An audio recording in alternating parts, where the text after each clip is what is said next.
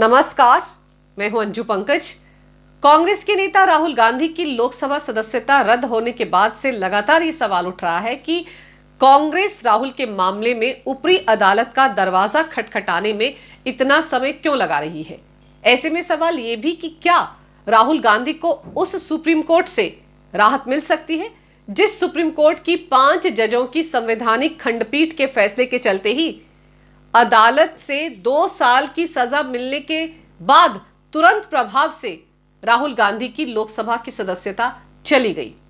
फिर सवाल यह भी कि एक बार जो संसद की सदस्यता चली गई है, क्या वो कानूनी रास्ते से आसानी से बहाल हो सकती है। सुप्रीम कोर्ट में राहुल के मामले में क्या क्या हो सकता है, इन्हीं तमाम मुद्दों पर चर्चा करने के लिए इस वक्त मेरे साथ मौजूद हैं सुप्रीम कोर्ट के एडवोकेट और संविधान विशेषज्ञ डीके दुबे जी। नमस्कार दुबे जी, बहुत बहुत स्वागत है आपका मेरे चैनल पर। जी नमस्कार।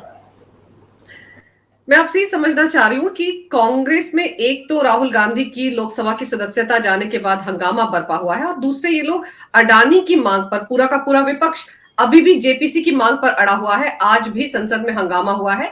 ये जेपीसी की जो बनाने की मांग है, ये कितनी उचित लगती है, वो भी तब जब अडानी का संसद से कोई लेना देना नहीं है।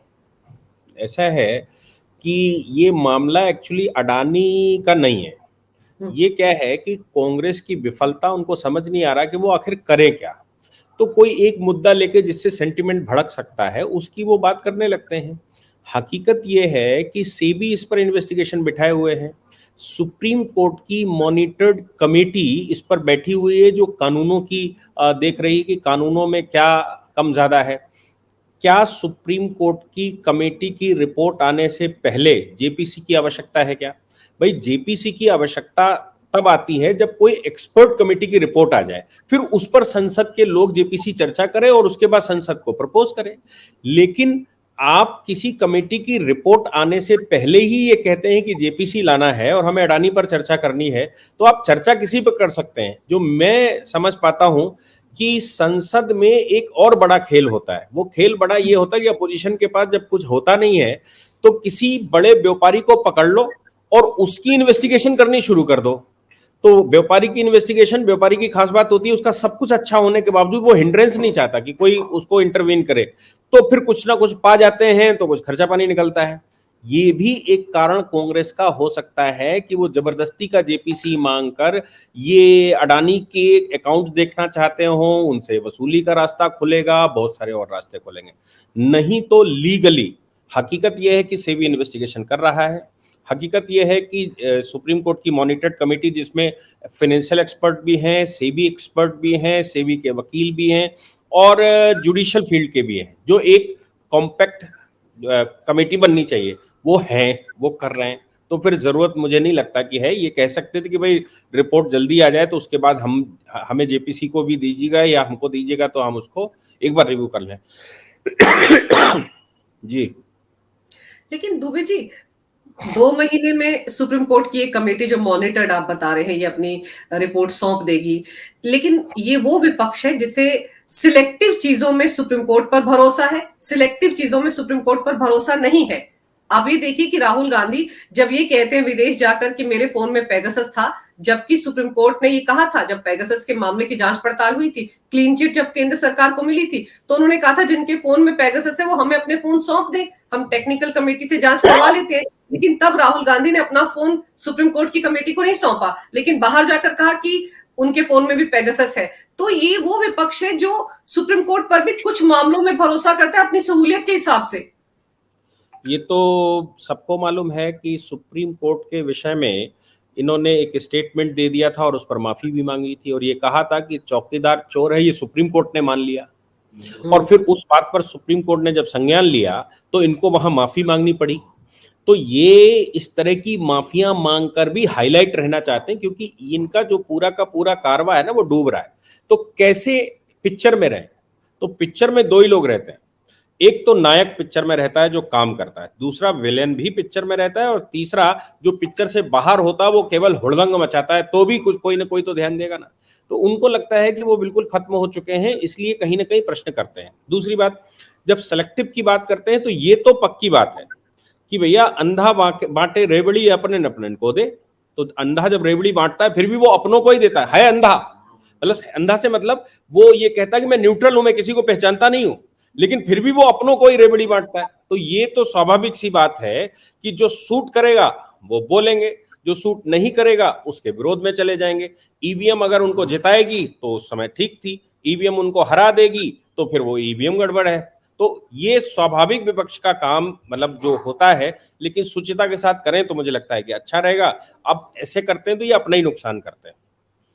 और राहुल गांधी के मामले को आप कैसे देखते हैं? लोकसभा की सदस्यता तो उस मामले के चलते गई जिसमें उन्होंने बयान दिया था, पूरे के पूरे मोदी समुदाय को टारगेट किया था, बल्कि मोदी समुदाय को चोर कहा था। लेकिन जिस तरह का नैरेटिव ये फैलाने की कोशिश कर रहे हैं कि अडानी के विषय पर बोलते हैं, पीएम मोदी से सवाल उठाते हैं, इसलिए उनकी सदस्यता चली गई।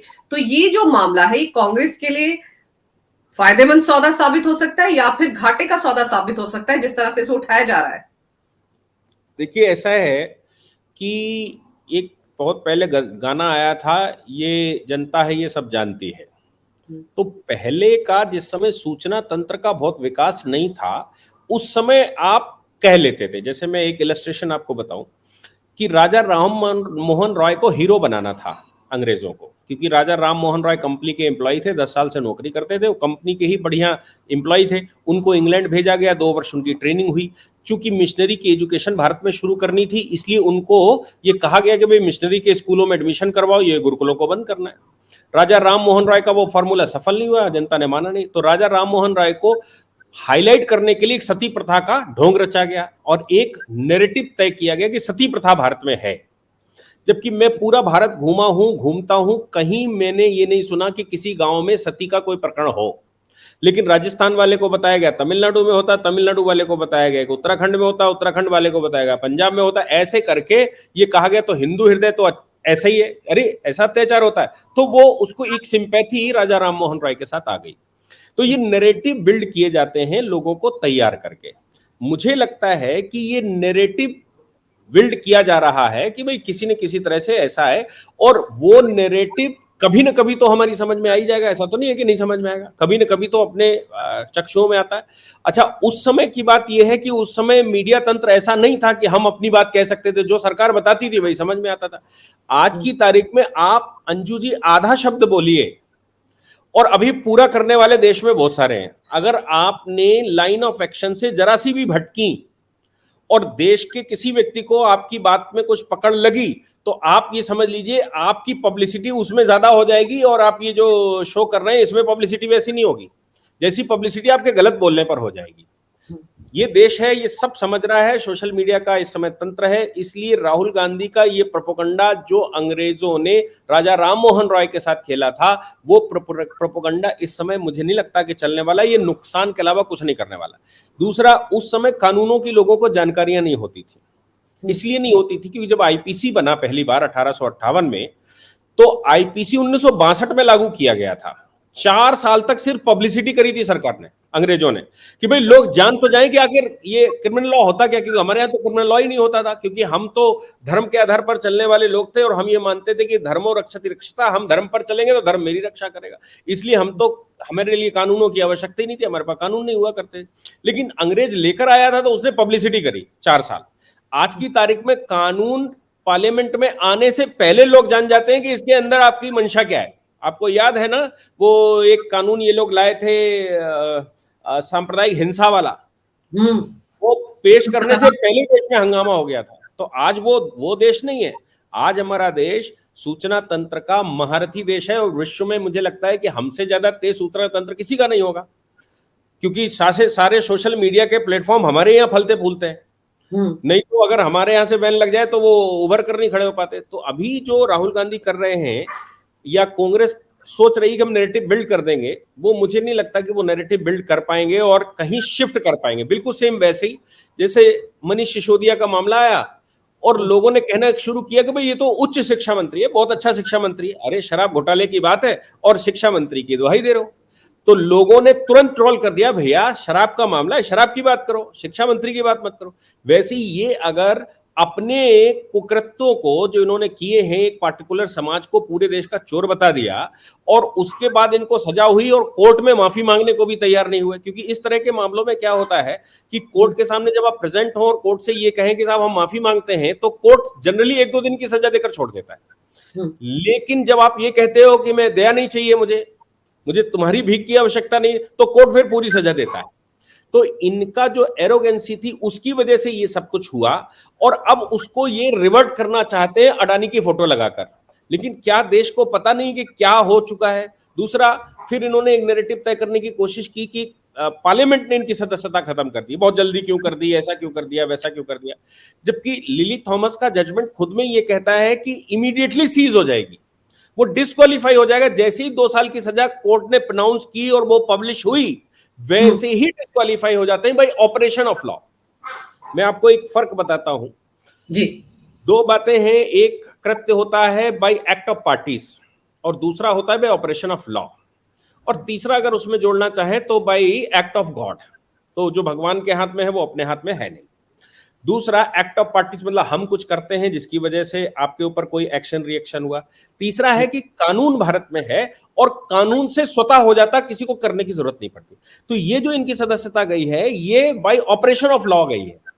ये पार्लियामेंट ने की नहीं है। पार्लियामेंट में इवन लोकसभा के स्पीकर का कोई रोल ही नहीं है, और पार्लियामेंट ने भी इनकी सदस्यता न जाने की केवल नोटिस किया है उन लोगों को जो इनको बेनिफिट देते थे being a member of parliament. मतलब एमपी होने के नाते जो फैसिलिटी मिलती है, जो फैसिलिटी देने वाले लोग हैं उनको इन्फॉर्म किया है, क्योंकि 23 तारीख को जजमेंट के उपरांत इनकी सदस्यता सीज हो गई है, इसलिए आपको सूचित किया जाता है कि अब ये सदस्य नहीं है।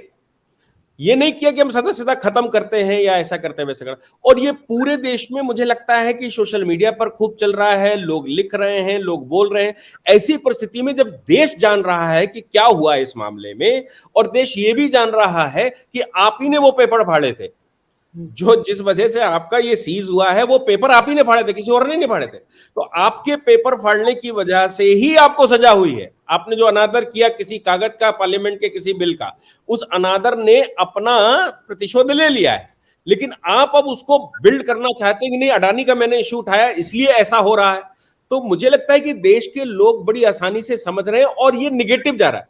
क्योंकि एक झूठा जब लगातार झूठ बोलता है तो फिर लोग उसकी बात सुनना बंद कर देते हैं, और ये कहते हैं कि भाई अब कहां तक यार, इनका तो झूठ ही बोलते हैं। तो अब मुझे लगता है देश में सिर्फ एक नैरेटिव रह गया है कि राहुल गांधी झूठ बोलने के अलावा कुछ करने वाले नहीं है, और इनकी सदस्यता जाए या ना जाए, इन्होंने झूठ बोल के ही काम चलाना। चाहे ये इंग्लैंड में जाए तो झूठ बोलना है, ऑक्सफोर्ड में जाए तो झूठ बोलना है, पार्लियामेंट की बात में तो झूठ बोलना है, इनको सुप्रीम कोर्ट के नाम से तो झूठ बोलना है।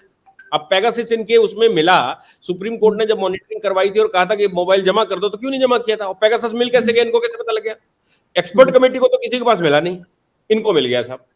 तो फिर ये झूठ जो है, इन पर कितने केस चलाए जाए? 10 केस चल रहे हैं इनके ऊपर सिर्फ इसी डिफेमेशन पर, जो झूठ बोले हैं।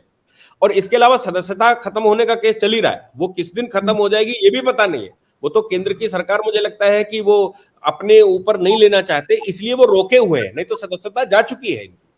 तो इनका जो अपना स्टाइल है वो सिर्फ इतना है कि ये झूठ बोलकर सिर्फ हाईलाइट रहना चाहते हैं, और ये समझते हैं कि ये झूठ बोलेंगे और देश समझ नहीं पाएगा, क्योंकि सबसे ज्यादा ज्ञानी यही हैं, सबसे ज्यादा बुद्धिमान यही हैं, और ये जो नैरेटिव तय करते रहे, जो अभी तक चलते रहे, वो अभी भी चलेंगे। अब ऐसा नहीं है, क्योंकि इनके पिताजी ही, इनके स्वयं के पिताजी ही आईटी को हिंदुस्तान में लेकर आए थे। वो आईटी ही इनका सबसे बड़ा नुकसान कर रही है इस समय। बिल्कुल। अच्छा, ये बताइए कि इनके मामले को कांग्रेस ने बड़े लाइटली लिया। आप देखिए कि पवन खेड़ा का मामला था, तुरंत सुप्रीम कोर्ट में मेंशन हो गए, 1 घंटे के अंदर अंदर उनको राहत मिल गई, बेल मिल गई। लेकिन राहुल गांधी के मामले में बार बार ये सवाल उठ रहा है कि कांग्रेस के इतने बड़े बड़े वकील जो हैं सुप्रीम कोर्ट में जा सकते हैं, वो अभी तक वहां क्यों नहीं गए? जबकि केरल की किसी महिला ने कोर्ट में अपील किया है, शायद सुप्रीम कोर्ट में, कि वो 8(3) जो धारा है जनप्रतिनिधि कानून की, उसको हटा दिया जाए, उसे खारिज कर दिया जाए। लेकिन कांग्रेस इस पर इतनी जल्दी रिएक्ट क्यों नहीं करे? क्या उनको ये लग रहा है कि इसी से फायदा है कि अगर ये मामला ऐसे ही लटकता रहे, ऐसे इस पे रोते बिलखते रहे, तो ज्यादा फायदा मिलेगा? बिल्कुल, क्योंकि सुप्रीम कोर्ट में ये जाएंगे तो उसमें कुछ है तो है नहीं, क्योंकि सुप्रीम कोर्ट का 5 जजों का जजमेंट है और उस वो कॉन्स्टिट्यूशनल बेंच थी जिसके ऑर्डर से ये हो रहा है। तो कॉन्स्टिट्यूशनल बेंच में जब आप जाएंगे तो पहले 2 जज सुनेंगे, फिर 3 जज सुनेंगे, फिर 5 जज सुनेंगे, फिर 5 वाले अगर इस जजमेंट को पलटना चाहेंगे तो 7 बैठाने पड़ेंगे। और तब तक ये सारा खेल खुल चुका होगा, क्योंकि ये पार्टिकुलरली ये कहेंगे कि हमें स्टे दे दो, सुप्रीम कोर्ट कहेगा 5 जजों की बेंच का जजमेंट है, स्टे दिया नहीं जा सकता। तो फिर सब एक्सपोज हो जाएगा और कुछ नहीं बचेगा इनके पास। तो अभी जो है वो कोर्ट ना जाकर ये रोड पर आ गए हैं, क्योंकि इनको मालूम है कि कोर्ट में कुछ नहीं होने वाला। तो ये जो सत्याग्रह कर रहे हैं वो असत्य के मार्ग पर सत्याग्रह कर रहे हैं, क्योंकि कोर्ट जाएंगे तो वो सत्य का मार्ग वहां खुल जाएगा, और सत्य का मार्ग खुल जाएगा तो सत्याग्रह कैसे करेंगे ये, तो असत्य का मार्ग खुलेगा कैसे। दूसरी बात जो आपने कही वो बहुत महत्वपूर्ण है, मैं उसको पिछले कई दिनों से बोल रहा हूं, वो ये है कि ये पुलिस केस तो है नहीं। पुलिस केस मैं आपको थोड़ा सा डिस्टिंक्शन बता दूं कि हम दो तरह के जनरली केस करते हैं। एक तो है जो पुलिस में एफआईआर होती है, तो एफआईआर में पुलिस इन्वेस्टिगेशन करती है, अपनी रिपोर्ट लगाती है, तब कोर्ट कॉग्निजेंस लेता है। दूसरा तरीका यह है कि अगर मेरे पास सारे एविडेंसेस हैं तो हम कहते हैं हमें एफआईआर की जरूरत नहीं है, मैं कोर्ट में सीधा आ रहा हूं, एविडेंस मैं दूंगा, अभी अभी इन्वेस्टिगेशन की आवश्यकता ही नहीं क्योंकि मेरे पास सब कुछ है। तो उसको कहते हैं कंप्लेंट केस। मैंने कंप्लेंट केस फाइल कर दिया, अब अगर कोर्ट को लगता है कि नहीं और इन्वेस्टिगेशन की जरूरत है तो फिर वो पुलिस को लिख देती है, नहीं तो वो कॉग्निजेंस ले लेती है। तो ये केस जो है वो कंप्लेंट केस है, डायरेक्ट कोर्ट ने कॉग्निजेंस लिया, यानी कि ना तो सरकार का कोई रोल है ना कोई पुलिस का रोल है, ना उसमें भाजपा का कोई रोल है। एक व्यक्ति की भावनाएं आहत हुई, उसने एक मुकदमा कर दिया, और केवल उन्होंने नहीं किया, बिहार में भी केस चल रहा है इसी तरह का। और मैं तो ताज्जुब करता हूं क्योंकि मोदी समाज कुछ राज्यों में एससी भी है, हो सकता है कि उन राज्यों में भी वो एससी एसटी का केस बनेगा। अभी तक तो ओबीसी ही है ना। हाँ नहीं, ओबीसी तो जनरलाइज ज्यादातर राज्यों में, कुछ राज्यों में मोदी समाज एससी भी है। अच्छा, उन राज्यों में अगर केस फाइल होता, जैसे जहां तक मुझे याद आता है उत्तराखंड और हिमाचल, अगर वहां पर मोदी समाज केस फाइल करेगा तो एससी एसटी एक्ट लगेगा, जाति सूचक शब्दों के द्वारा हमारी भावनाओं को आहत करना और जाति सूचक शब्द बोलकर हमें नीच बताना या चोर बताना, तो फिर वो केस लगता है तो 10 साल के लिए जाते। ये तो गुजरात में जो थोड़ा अपग्रेडेड स्टेट है जहां पर मोदी समाज ओबीसी आता है, वहां का केस है, इसलिए ये थोड़ा बच गए हैं। और हमारे यहाँ के कानूनों की खास बात है, एक ही कृत्य के लिए 2 सजाएं नहीं हो सकती, इसलिए गुजरात से सजा हो गई, ज्यादा अच्छा हो गया। दूसरी बात यह भी है कि कंप्लेंट जब आपके खिलाफ फाइल हुई थी और कोर्ट ने सम्मन किया था, तो सम्मन क्वेश्चन के लिए आप जा सकते थे बड़ी कोर्ट में। जिस समय कोर्ट ने कॉग्निजेंस लिया था तो कॉग्निजेंस क्वेश्चन के लिए जा सकते थे कोर्ट में, अब रिवीजन में। और इसके अलावा कोर्ट के एक एक कृत्य पर आप वहां जा सकते थे। और जनरली इस तरह के केसेस में अभी तक देखा गया है कि निचली अदालत ने संज्ञान लिया है तो हाईकोर्ट उसको क्वेश कर देता है, क्योंकि हाईकोर्ट में जाकर जैसे ही एफिडेविट लगाते हैं और कहते हैं साहब हमसे गलती हो गई, तो हाईकोर्ट कहता है कि हम इसको क्वेश करते हैं। दूसरी पार्टी को भी बुला लेता है, दूसरी पार्टी कंसर्न ले लेती है और कहती है ठीक है आप भविष्य में नहीं करेंगे तो आपको माफ किया जाता है, और सिंबॉलिक रूप से एक आध दिन का कुछ कॉन्फिस्केशन अनाउंस कर देता है या कुछ फाइन लगा देता है। तो आप जब केस लड़ने गए तो 3 से 4 तारीखों में आप स्वयं प्रेजेंट हुए। आपके देश भर के जो ए नंबर के वकील हैं, मनीष सिसोदिया के लिए किसी भी समय कोर्ट में चले गए, पवन खेड़ा के लिए चलती हुई कोर्ट में बीच में बोल दिए, याकूब मेनन के लिए रात में कोर्ट खुलवा देते हैं, तो वो आपके लिए जा सकते थे। लेकिन मुझे जहां तक लगता है खड़गे के अध्यक्ष बनने के बाद जो G23 है, और ज्यादातर वकील सब G23 में है, ये जो ग्रुप 23 है ज्यादातर सीनियर एडवोकेट सारे उसमें हैं, तो G23 राहुल गांधी का विरोध बहुत पहले से कर रहा है। लेकिन वो डर है केवल अंदर कि ऐसा ना हो कि भाई हमारा कैरियर खत्म हो जाए, क्योंकि इनसे पहले इसी तरह के शरद पवार का कैरियर कांग्रेस से खत्म हो चुका है, सीताराम केसरी का खत्म हो चुका है, जितेंद्र प्रसाद का खत्म हो चुका है, अर्जुन सिंह का खत्म हो चुका है, नारायण दत्त तिवारी का खत्म हो चुका है, और पीए संगमा का खत्म हो चुका है। ऐसे बहुत सारे लोग हैं जिन्होंने मांगा था कांग्रेस से कि भाई हम भी हैं, तो सोनिया गांधी के अध्यक्षीय क्लेम के समय पर इनका कैरियर खत्म हो गया था और बाकी लोग मर गए थे।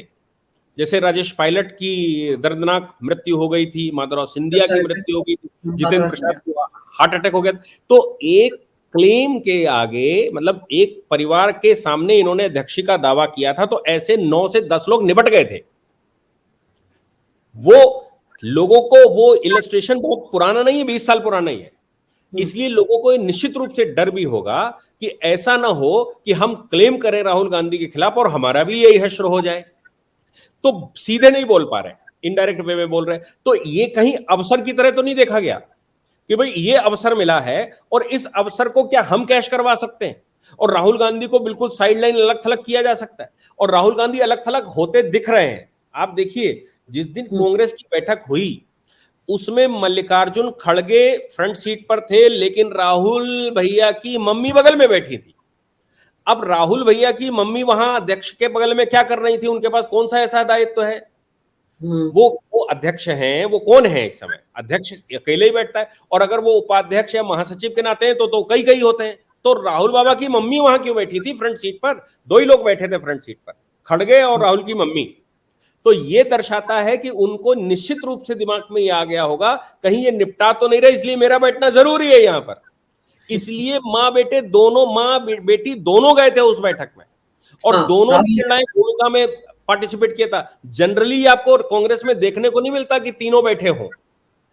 राहुल गांधी तो कल्प्रिट है, इसलिए राहुल गांधी को बाहर रहना स्वाभाविक था, लेकिन माँ और बेटी एक सुर में बोल रहे थे, और माँ जो है वो फ्रंट सीट पर बैठी थी। इसका मतलब कहीं ना कहीं एक अंतर्द्वंद अंदर से चल रहा है, और इनको डर है कि कहीं ये सब मिलकर G20 के साथ खड़गे ना मिल जाएं और कहीं राहुल जी को निपटा ना रहे हो। अच्छा, राहुल जी को निपटाना वो एक अलग बात है, लेकिन ये भी हम सबको मालूम है कि प्रियंका वाड्रा और राहुल गांधी में भी एक चल रहा है। वो राजस्थान में हमने सबने देखा था कि गहलोत बनाम सचिन पायलट चल रहा था, तो एक के साथ खड़ा था, दूसरा दूसरे के साथ खड़ा था, तो वो भी एक चल रहा है। इसलिए प्रियंका वाड्रा भी सॉफ्ट कॉर्नर में G23 के साथ खड़ी हो जाएं, इसमें भी कोई शक नहीं, या पीछे से कोई गेम चल रहा हो इसमें भी कोई शक नहीं। तो कुल मिलाकर यह है कि राहुल गांधी से कांग्रेस को नुकसान है, ये जग जाहिर है। पिछले 10 वर्ष से यही हो रहा है कि राहुल बाबा जहां खड़े होते हैं वहां कांग्रेस हार जाती। जो पार्टी राहुल बाबा के साथ कोलैबोरेशन करती है वो पार्टी डूब जाती है। और फायदा किसको है? फायदा तो आज की भारतीय जनता पार्टी को है राहुल गांधी से। तो राहुल गांधी को भारतीय जनता पार्टी क्यों निपटाना चाहेगी? भारतीय जनता पार्टी कभी नहीं चाहेगी कि राहुल गांधी हल्के हो जाए। राहुल गांधी जब तक कांग्रेस में भारी रहेंगे तब तक बीजेपी को बहुत ज्यादा मशक्कत करने की आवश्यकता नहीं है, लेकिन नुकसान कांग्रेस का हो रहा है, इसलिए कांग्रेस ही राहुल को बाहर कर सकती है। और यह संभव है कि इस पूरी घटनाक्रम के पीछे कहीं न कहीं कांग्रेस के मास्टरमाइंड प्लेयर हों। और अब सदस्यता चली गई, चली जाने के बाद एक और खास बात है कि सदस्यता जा तो सकती है, लेकिन सदस्यता जो बनती है वो चुनाव से ही बनती है।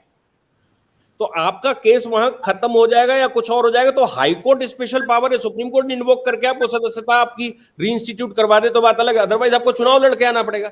बिल्कुल वैसे ही जैसे व्यक्ति मर तो सकता है, कोई मार भी सकता है, लेकिन वो पैदा नहीं कर सकता। पैदा करने के लिए 9 महीने उसको लगेंगे, पूरी प्रक्रिया होगी। बिल्कुल। तो अब ये पूरी प्रक्रिया पार करके आएंगे सदस्य बनने के लिए, तो इतने में कांग्रेस को अवसर मिल जाएगा, G23 को अवसर मिल जाएगा कि वो अपनी राजनीति सेट कर लें। तो ये संभव है कि ये पूरा कहीं ना कहीं राहुल गांधी को निपटाने की प्रक्रिया चल रही हो, चाहे उसमें प्रियंका वाड्रा हो या फिर कांग्रेस की G23 या और भी बहुत सारे होंगे जो प्रताड़ित होंगे। तो बीजेपी के ऊपर इल्जाम लगाकर ये सिर्फ क्वेश्चन खड़े कर रहे हैं। बाकी मुझे नहीं लगता कि बीजेपी ऐसा कुछ सोच रही होगी, क्योंकि फायदेमंद सौदे को कोई क्यों तोड़ना चाहेगा, क्यों छोड़ना चाहेगा। जी। लेकिन दुबे सर, ये समझाइए कि आप ये कह रहे हैं कि अब राहुल गांधी की सदस्यता चली गई है, अब उसको रीइंस्टेट अगर कोई करवा सकता है तो वो 7 जजों की खंडपीठ जो सुप्रीम कोर्ट की है वही उस फैसले को पलट सकती है। अदरवाइज राहुल की सदस्यता वापस अब आ जाए ऐसा कोई नहीं है, चुनाव के बाद ही संभव हो सकता है ये। बिल्कुल बिल्कुल सही बात। मैंने कहा ना, एक बात तो देखो, जैसे मैंने कहा ऑपरेशन ऑफ लॉ से किसी व्यक्ति के फेफड़े खराब हो गए और फेफड़े खराब होने की वजह से उसकी मृत्यु हो गई, वो उसको हॉस्पिटल में ले गए। हॉस्पिटल में डॉक्टर ने नब्ज देखी, भाई बोले ये तो मर चुके हैं। बोले क्यों मर चुके हैं? बोले फेफड़े खराब हो गए थे। तो सामने वाला कहता है मैं नए फेफड़े लगा दूंगा। अब उसने नए फेफड़े लगवा दिए, तो क्या नए फेफड़े लगाने के बाद उसको जीवित किया जा सकता है? जो मर गया उसके नए फेफड़े लगाकर भी जीवित नहीं किया जा सकता। अब वो पुनर्जन्म लेगा। अब उसको अगर जीवित किया जाता है तो वेंटिलेटर पर रखना पड़ेगा। हो सकता है कि एक बार रिवाइव हो जाए, और वो वेंटिलेटर सिर्फ सुप्रीम कोर्ट है, क्योंकि सदस्यता जा सकती है। और ये इस मामले में जो हुआ है, जो सुप्रीम कोर्ट का नोटिस है उसको आप ध्यान से पढ़िएगा। उस नोटिस में इनको नोटिस नहीं दिया गया है, राहुल गांधी को नोटिस दिया गया है उन लोगों को जो इनको बेनिफिट देते हैं या जो इनकी सहायता करते हैं, being a member of parliament, जिनकी ड्यूटी बनती है कि इनकी सेवा करो। तो उस नोटिस में ये लिखा गया है, due to conviction by such and such court of 2 years his membership is disqualified with immediate effect by the judgment of such and such and such। तो उन्होंने कहा है कि खत्म हो गई है। 23 तारीख को जजमेंट आया, 23 तारीख को उनकी सदस्यता खत्म हो गई। और क्यों खत्म हो गई? क्योंकि सुप्रीम कोर्ट का फला फला जजमेंट कहता है इमीडिएटली डिस्क्वालीफाई हो जाता है। तो जो व्यक्ति इमीडिएटली डिस्क्वालीफाई हो गया, अब उसको क्वालिफाई कैसे करेंगे? तो सुप्रीम कोर्ट 7 जजों की बेंच बैठे और ये कहे कि इस जजमेंट का हम ये इंटरप्रिटेशन करते हैं कि डिस्क्वालीफाई हो जाएगा, लेकिन अगर वो फिर से क्वालिफाई हो जाता है तो वो फिर से पार्लियामेंट ज्वाइन कर सकता है, ऐसा ऑर्डर करना पड़ेगा। तो ये इतना आसान नहीं, तब तक 24 का चुनाव सामने खड़ा है। बिल्कुल। अब फिर तो ये तो बात वही होगी ना कि 8 साल के लिए चुनाव नहीं लड़ पाएंगे फिर तो। अगर ये दोबारा सांसद बने भी तो 8 साल बाद ही बनेंगे ना दुबे सर। नहीं, अब इन दोनों में फर्क है। दोनों में फर्क ये है कि जो जजमेंट हो गया उसके आधार पर सदस्यता चली गई, लेकिन उस डिस्क्वालिफिकेशन के बेस पर 2 साल की सजा की वजह से 6 साल भविष्य के चुनाव नहीं लड़ सकते, ऐसा नियम है। लेकिन ये जो 2 साल की सजा दी है, अगर हायर कोर्ट इसको कन्विक्शन को टर्मिनेट कर देता है तो वो 6 वर्ष वाली कंडीशन अपने आप रिमूव हो जाएगी। अच्छा। लेकिन सदस्यता दोबारा लेकर आनी पड़ेगी, नहीं तो 7 जजों की बेंच इन्वोक करेगी। और सदस्यता दोबारा ले जाने के लिए वो जाहिर सी बात है उपचुनाव या चुनाव लड़ना पड़ेगा, तभी बनेंगे। तो एक चीज ये समझाइए कि जो ये सत्याग्रह किया गया था अभी रविवार को राजघाट पर बैठकर, तो वो सत्याग्रह किसके खिलाफ था? भाई फैसला तो अदालत से आया था, सूरत के सेशंस कोर्ट से। तो क्या ये पूरे के पूरे कांग्रेस पार्टी के दिग्गज सेशंस कोर्ट के खिलाफ सत्याग्रह कर रहे थे? अब इनके खड़गे का बयान समझिए। खड़गे जी कह रहे थे कि भैया आपने 4 साल पहले केस लगाया, केस लगाने के बाद कोर्ट ने कॉग्निजेंस लिया, फिर आप उस कोर्ट में गए, स्टे लेकर आए हाई कोर्ट में। देखिए, हाई कोर्ट में स्टे लिया गया, हाई कोर्ट से स्टे वेकेट करवाया गया। किसने करवाया? क्या बीजेपी ने करवाया, राज्य सरकार ने करवाया, केंद्र सरकार ने करवाया? नहीं भाई, हाई कोर्ट का डिसीजन है। क्या हाई कोर्ट से कोई बिना वजह स्टे ले सकता है या वेकेट करवा सकता है? उनके हाथ की कठपुतली है क्या कि भाई आप हाई कोर्ट गए, बोले आज साहब बंद कर दीजिए, और 10 दिन बाद बोले अब हमारी परिस्थिति ठीक होगी, जरा खोल दीजिए? ऐसा संभव है क्या? तो आप हाई कोर्ट ने स्टे दिया या स्टे वेकेट किया, इसका मतलब आप हाई कोर्ट के ऑर्डर पर सवाल खड़े कर रहे हैं। सजा नीचे वाले कोर्ट ने दी है, इसका मतलब आप उसके खिलाफ सवाल खड़े कर रहे हैं। और आपकी मेंबरशिप डिस्क्वालीफाई हुई है लिली थॉमस के 5 जजों की बेंच के जजमेंट की वजह से, इसका मतलब आप वो 5 जजों की कॉन्स्टिट्यूशनल बेंच पर भी सवाल खड़े कर रहे हैं। इसके अलावा कॉन्स्टिट्यूशन के आर्टिकल 102 में ये व्यवस्था दे रखी है, इसके अतिरिक्त आरपीए के 8(3) में व्यवस्था दे रखी है। तो आप इतने सारे कानूनों की वजह से घिरे हैं, और आप सत्याग्रह किसके खिलाफ करेंगे? तो सत्याग्रह सरकार का कोई रोल भी होता तो समझ में आता है। दूसरी एक चीज अंजू जी, 25 नवंबर सन 1949 का डॉक्टर अंबेडकर का भाषण सुनना चाहिए। पार्लियामेंट में 26 नवंबर को हम संविधान स्वीकार करने जा रहे थे। डॉक्टर अंबेडकर की आखिरी स्पीच थी कि भाई हम इसको अब एडॉप्टेशन के लिए सामने रखते हैं। डॉक्टर अंबेडकर ने कहा कि देखिए, अब हम चूंकि स्वतंत्र देश हैं और हमने संविधान अपना बना लिया है, कंप्लीट हो चुका है, इसलिए आज के बाद सत्याग्रह, धरना, प्रदर्शन और देश के खिलाफ चक्का जाम, इसकी कोई स्थान भारत में नहीं बचता। क्यों नहीं बचता? क्योंकि अब आपके पास हर चीज की रेमेडी कानून में है, और कानून में रेमेडी है तो आप कानूनन उससे लाभ ले सकते, रेमेडी पा सकते हैं। अंग्रेजों के समय पर हमारे पास कानूनन रेमेडी नहीं थी, इसलिए मेरे पास सिर्फ एक उपाय था कि हम रोड पर खड़े होकर प्रदर्शन करें और उनके खिलाफ खड़े हों। नहीं सत्याग्रह का रास्ता अपनाएं। लेकिन आज अगर आप कहते हैं कि सत्याग्रह, तो सत्याग्रह का मतलब था सत्र आग्रह, उसको अब संधि विच्छेद करिए, सत्य आग्रह। मेरा सत्यता के साथ आपसे आग्रह है कि मेरी ये बात सुनिए जिसमें सत्यता है, आप झूठ बोल रहे हैं। तो ये सत्य आग्रह किसके सामने कर रहे हैं, किसको आग्रह करना चाहते हैं?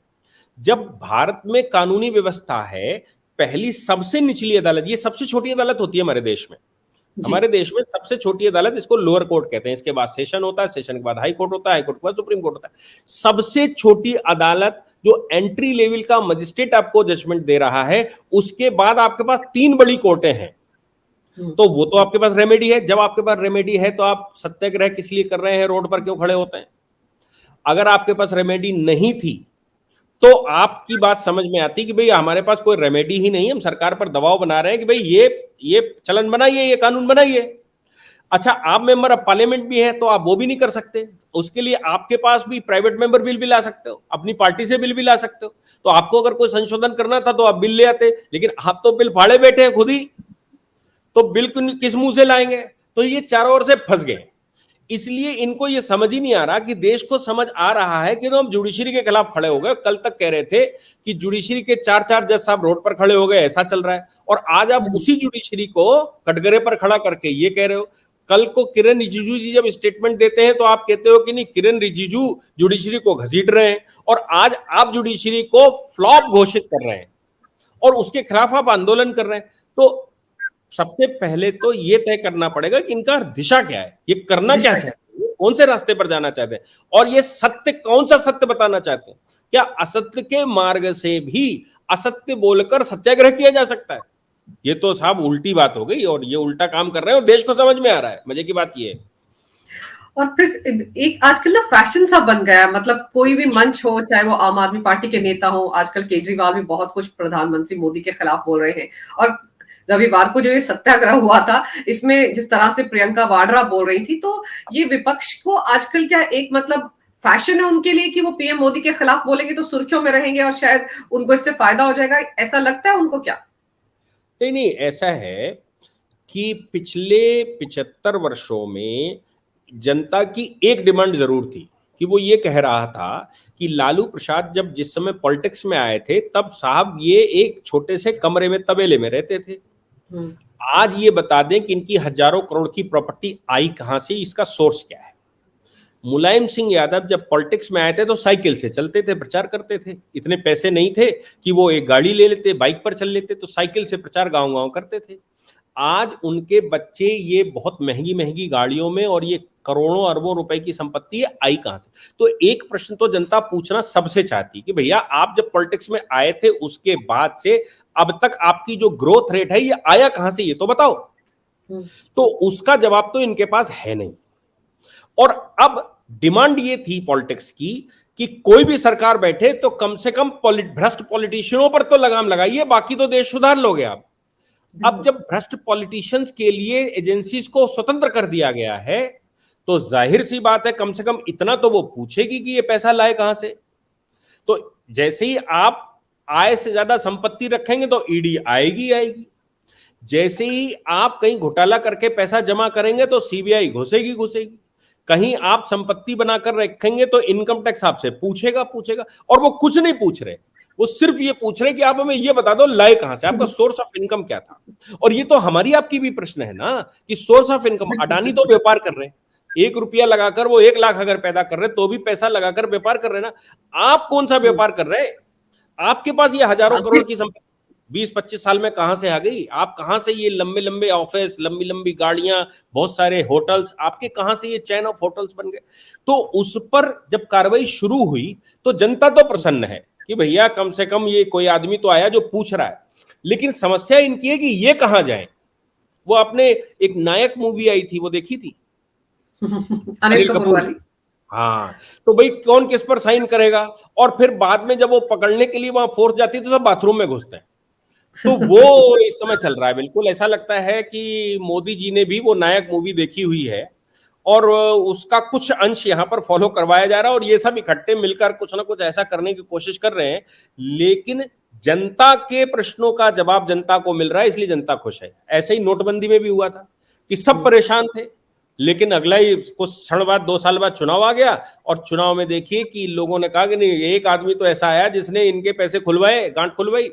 और मुझे लगता है कि यही अभी भी जनता के दिमाग में कोई एक आदमी तो आया जो कम से कम इनका खजाना पूछ तो रहा है, हो ना हो कुछ वो देखेंगे, लेकिन कोई पूछ तो रहा है कि पैसा कहां से लाओ, और जनता तो जमाने से पूछ रही है। तो अब इनको बिल बिलाकर, बिलों से बाहर निकलकर ऊधम मचाने के अलावा कोई और उपाय है ही नहीं। कोई और उपाय होता तो ये अब तक वो उपाय कर चुके होते, लेकिन इनके पास कोई उपाय नहीं है, तो ये सिर्फ चिल्ला सकते हैं। और चिल्लाने के साथ साथ जो व्यक्ति कर रहा है उसको कटघरे में खड़ा करके, क्योंकि दूसरे पर आरोप लगाना भारत में अब चलन बन गया अपनी डिफेंस का, कि मैं किसी पर आरोप लगाऊं तो मेरी डिफेंस हो जाएगी कम से कम। तो वो अब मोदी जी के खिलाफ आरोप लगाएं क्या, कैसे लगाएं, कहां से लाएं आरोप, तो कुछ मिल तो रहा नहीं है। इसलिए अब वो और खुद भी फंसे जा रहे हैं, तो इसलिए कोई ना कोई उपाय करके ये अपने लाइमलाइट में रहते हैं कि हो सकता है कि रायता फैला दें तो शायद मैं बच जाऊं। लेकिन ये बचने वाले, मुझे नहीं लगता कि बचने वाले कोई भी हैं।